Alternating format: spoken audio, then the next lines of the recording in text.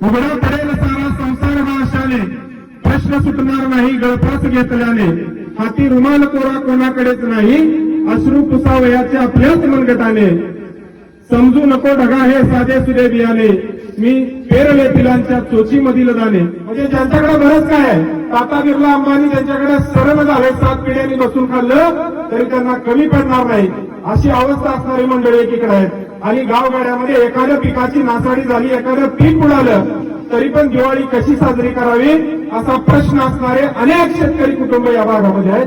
आणि आमचा प्रश्नच या सगळ्या मंडळींना आहे की तुझ्या हाती तूप आलं, तुझ्या हाती साय, या समाजाचं काय रे गड्या, समाजाचं काय. त्या सगळ्या रणरागिणींच्या कार्यातून प्रेरणा घेऊन उभं राहायचंय. इथं बसलेल्या सगळ्या जातीतील, सगळ्या धर्मातील, सगळ्या कुटुंबातील महिलांना माझी विनंती आहे, देणाऱ्याने देत जावे, घेणाऱ्याने घेत जावे, घेता घेता घेणाऱ्याने देणाऱ्याचे हातच घ्यावे. आम्ही गावागावामध्ये गेलो, त्या ठिकाणी बघितलं एखादी एकल महिला आहे का, एखादी विधवा महिला आहे का, एखादी परित्यक्त आहे का, एखादी अशी महिला ज्या महिलेला समाजानं सन्मानाचं स्थान दिलं नाही, त्या कुटुंबानं त्या महिलेकडे दुर्लक्ष केलं, परंतु ग्रामऊर्जेनं खऱ्या अर्थानं अशा महिलांना आधार देण्याचं काम केलं. हे सांगायला मला आली म्हणून